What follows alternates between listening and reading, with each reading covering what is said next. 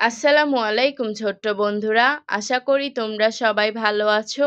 আজকে আমি তোমাদের আল কোরআন সম্পর্কিত কিছু প্রশ্ন উত্তর পড়াবো।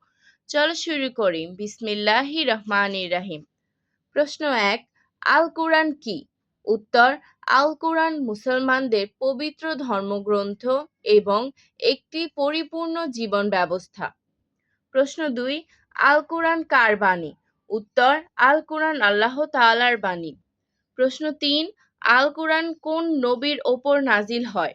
উত্তর, আল কোরআন হযরত মুহাম্মদ সাল্লাল্লাহু আলাইহি ওয়াসাল্লামের ওপর নাজিল হয়। প্রশ্ন ৪, মুসলমানদের পবিত্র ধর্মগ্রন্থের নাম কি? উত্তর, মুসলমানদের পবিত্র ধর্মগ্রন্থের নাম আল কোরআন। প্রশ্ন ৫, আল কোরআন প্রথম কখন নাজিল হয়? উত্তর, শবে কদর রাতে প্রথম আল কোরআন নাজিল হয়। প্রশ্ন ৬, আল কোরআনের মোট কতটি পারা আছে? উত্তর, আল কোরআনে মোট ৩০টি পারা আছে। প্রশ্ন ৭, আল কোরআনে মোট কতটি সূরা আছে? উত্তর, আল কোরআনে মোট ১১৪টি সূরা আছে।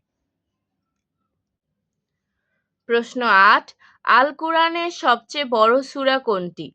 উত্তর, আল কোরআনের সবচেয়ে বড় সূরা আল বাকারা। প্রশ্ন ৯, আল কোরআনের সবচেয়ে ছোট সূরা কোনটি?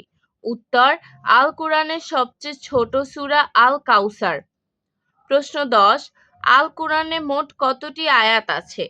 উত্তর, আল কোরআনে মোট ৬,২৩৬টি আয়াত আছে। বিসমিল্লাহ সহ ৩,৩৪৯টি। প্রশ্ন ১১, আল কোরআনের প্রথম সূরা কোনটি? উত্তর, আল কোরআনের প্রথম সূরা আল ফাতিহা। প্রশ্ন ১২, আল কোরআনের শেষ সূরা কোনটি? উত্তর, আল কোরআনের শেষ সূরা আন-নাস। প্রশ্ন ১৩, কোন সূরা ৩ বার পড়লে একবার আল কোরআন খতমের সওয়াব পাওয়া যায়? উত্তর, সূরা ইখলাস। আজ আর নয়, ভালো ভাববে, ভালো থাকবে। আল্লাহ হাফেজ।